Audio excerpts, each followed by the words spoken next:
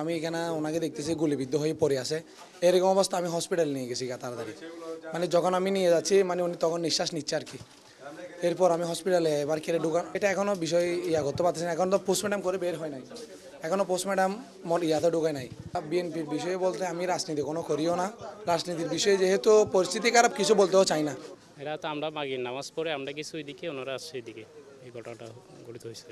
ঘটনাটা আমরা দেখি নাই, আমি মসজিদ থেকে বের হয়ে আমি ওইদিকে গেছি কবরস্থানে জিয়াদ করার জন্য, ওনারা এদিকে আসছে গণসংযোগ করার জন্য। দেশের সার্বিক পরিস্থিতি, আইন শৃঙ্খলা যে অবনতি, এটা স্বাভাবিক, সবার জন্য তো একটা আতঙ্কের বিষয়।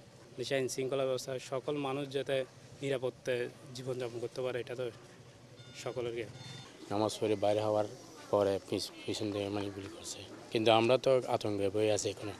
আমরা এখন এই এলাকার, চট্টগ্রামের এলাকার সবাই দেখতে আসছে এখানে, তাও আমরা এখনো বয়ে বয়ে মানে আতঙ্কে আছি আমরা।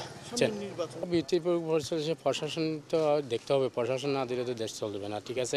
ইলেকশনে তো হবে না, এভাবে করলে তো লোকজন বয়ে এই ভোট দিতে যাইতে পারবে না, এই নির্বাচন হবে না, বানচাল করতে চেষ্টা করবে এরা।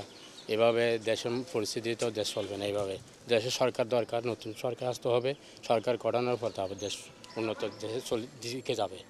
এলাকার পরিস্থিতি ওই এখানে তো এখন কিছু দেখতেছি না, এখন তো আমি তো ছিলাম না, আমি তো এখন ভয় আছে, আতঙ্কিত আছি রে, আতঙ্কিত। এখন তো আতঙ্কের জন্য দোয়ান দান করলো না, জন্য খুলতেছে না, আমরা সবাই আতঙ্কিত আছি রে।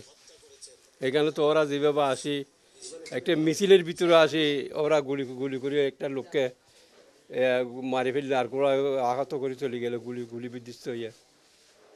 এটা এরা আমাদের নিতে আসো, আমরা মানি, কিন্তু এগুলা সুষ্ঠুভাবে একটা বিচার করতে হবে। সুষ্ঠুভাবে বিচার হইতেছে না, এই জন্যে আজকে এই ঘটনাগুলো ঘটিতেছে। আমরা নিয়ে সরকারের কাছে একটু, প্রশাসনের কাছে একটু আকুল আবেদন জানাই।